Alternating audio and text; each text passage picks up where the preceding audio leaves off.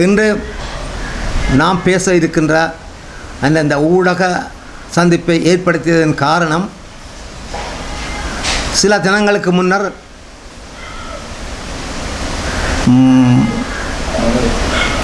மதுரையிலே நடந்த தமிழர் வெற்றி கழக மகாநாட்டின் போது அதன் தலைவர் என்று சொல்லிக் கொண்டிருக்கின்ற முன்னாள் நடிகர், இன்றைய கத்துக்குட்டி அரசியல்வாதி விஜய் அவர்கள் ஒரு கருத்தை வெளியிட்டிருப்பது அது எங்களுக்கு ஒரு வேதனையாக இருந்தாலும், இது காலத்துக்கு காலம் அரசியல் லாபம் கருதி பெரிய பெரிய கட்சிகளும் தமிழ்நாட்டு மீனவ மக்களை ஏமாற்றுறதுக்காக, அவர்களுடைய வாக்குகளை பெறுவதற்காக செய்கின்ற அல்ல, அவர்களை ஏமாற்றுறதுக்கு போடுகின்ற ஒரு நாடகம்.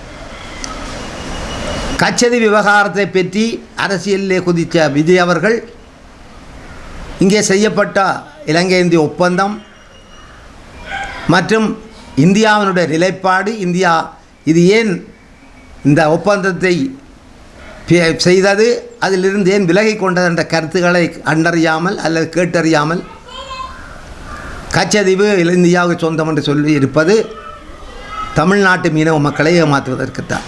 ஒரு அரசியல் நாடகம். இருந்தும் அவர் போன்ற பழைய அரசியல்வாதிகளும் இந்த வார்த்தைகளை அரசியல் தேர்தல் காலங்களிலே பயன்படுத்தி வருவது ஒரு வழக்கமான ஒரு விடயம். அவர்களுக்கும் நன்றாக தெரியும், பழைய பெரிய தலைவர்களுக்கும் தெரியும், இலங்கைக்கு சொந்தமான கச்சதை எப்பவும் எடுக்க முடியாது. ஆனால் இதை வைத்துக்கொண்டு தமிழ்நாட்டு மீனவர்களை ஏமாற்றி முடிஞ்சளவு இந்த வாக்குகளை பெற்றுக்கொள்ளலாம் என்ற ஒரு தந்திரோபாயமான ஒரு நாடகமே தவிர மற்றபடி எந்த விடயமும் அங்கே இல்லை. இந்தியாவிலேயோ இல்லை தமிழ்நாட்டிலேயோ ஒரு துணிவு இருந்தால், அவர்களிடம் திறமை இருந்தால், தான் தோன்றித்தனமாக இந்தியாவின் ஒரு பக்கத்தை சீனா பிடித்து கொண்டு வருகின்றார், கைப்பற்றுகின்றார், ஆக்கிரமிக்கின்றார். அதில் ஒரு இன்ச்சு நிலத்தை கூட பறிக்க முடியாது, தன்னுடைய சொந்த பறிக்க துப்பில்லாத ஒரு இந்திய அரசாங்கம், அதன் அங்கமான தமிழ்நாடு தாவை கழகம் இலங்கையில் இருக்கிற கச்சதீவு எங்களுக்கு சொந்தமானது, அதை நாங்கள் மீளப்பெறுவோம் என்று சொல்வது ஒரு வேடிக்கையான விடயம். ஒரு வரலாற்றை நன்றாக படித்திருக்க வேண்டும் விஜய் அவர்கள். அவருக்கு சொல்லக்கூடிய ஒரு புத்திமதி, கச்சதீவிலிருந்து ராமேஸ்வரம் ஏறத்தாழ 30 மைல்களுக்கு அப்பால் இருக்கிறது.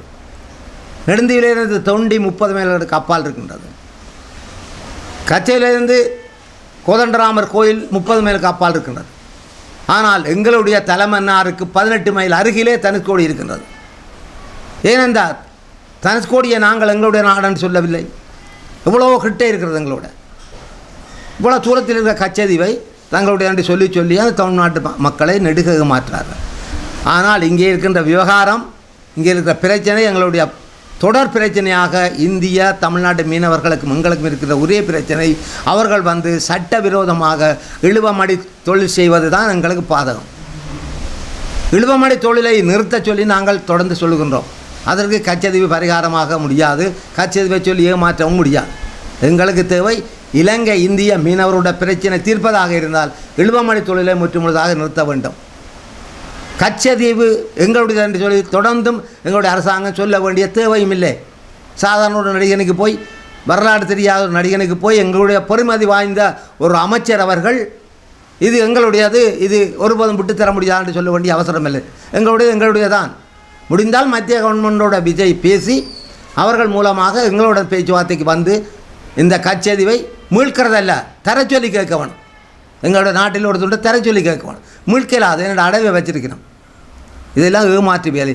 அதனாலே விஜய் அவர்கள் இந்த கச்சதீவு விவகாரத்தை எடுத்து அரசியல் லாபத்துக்கு பேசுவது மிகவும் கண்டிக்கத்தக்க ஒரு விஷயம் என்று சொல்லி இந்த இடத்திலே நான் தெளிவாக சொல்லி வைக்க விரும்புகிறேன்.